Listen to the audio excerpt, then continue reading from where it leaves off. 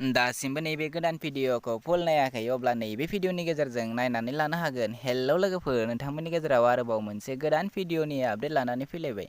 नैबे गोदान भिडिअनि फुल आपडेटखौ मिथिनो थाखाय नैबे भिडिअखौ जोबजासिम नायनो नांगोन, होनब्लासो मिथिगोन दि नैबे गोदान भिडिअखौ बबे चेनेलाव होदों।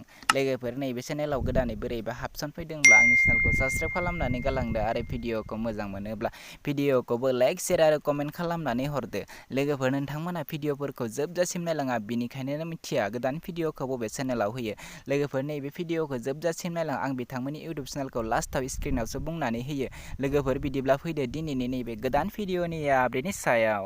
दिनैनि नैबे गोदान भिडिअनि आपडेटनि टाइटेलानो जादों लक्ष्मी हिन्जाव। बेयो मोनसे गोदान बड' शर्ट मुभि। दासिमहालागै फुल नायाखै अब्ला बे भिडिअनि गेजेरजों नायनानै लानो हागोन। नोंथांमोनाथ' बयबो मिथिखायो बे भिडिअआ जोबोरैनो मोजां जागोन होननानै, आरो नोंथांमोना आर्टिस्टफोरखौ नुनानैनो मिथिखादों जानो हागौ नैबे भिडिअआ जोबोरैनो मोजां जादों।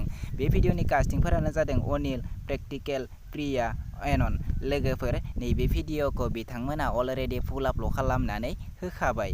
बे भिडिअनि कनसेप्ट, स्क्रिप्ट, प्रडिउसारानो जादों जयन्त बसुमतारी। नैबे भिडिअखौ फुल नायनो थाखाय बिथांमोननि इउटुब चेनेलाव थांनो नांगोन, आरो बे भिडिअनि डिरेक्टरानो जादों अनिल नार्जारी। बे भिडिअखौ फुल नायनो थाखाय बिथांमोननि प्रिया एन्टारटेनमेन्ट इउटुब चेनेलाव थांनो नांगोन। नोंथांमोना बिथांमोननि नैबे इउटुब चेनेलाव थांनानै बे गोदान भिडिअखौ नायहैनो हागोन, आरो बिथांमोननि इउटुब चेनेलखौ दासिमबो साबस्क्राइब खालामाखै अब्ला साबस्क्राइब खालामनानै होदो। बिथाङा बेफोरबायदिनो गोदान गोदान बड' शर्ट मुभि लानानै फैबाय थायो।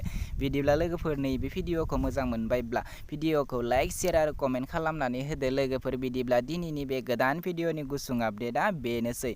आंनि चेनेलखौ दासिमबो साबस्क्राइब खालामाखै अब्ला साबस्क्राइब खालामनानै गालांदो। आं बेफोरबायदिनो गोदान गोदान भिडिअनि आपडेट लानानै फैबाय थायो। लोगोफोर, नोंथांमोना नैबे भिडिअखौ नोंथांनि लोगोफोरनो मिथिनो थाखाय शेयार खालामनानै होदो। लोगोफोर, बिदिब्ला दिनैनि बे गोदान भिडिअनि गुसुं आपडेटआ बेनोसै। आंनि चेनेलखौ साबस्क्राइब खालामनानै बेल आइकनखौ अल क्लिक खालामनानै ला, होनब्लासो नोंथांमोना बयनिख्रुइ सिगांसिन नुगोन।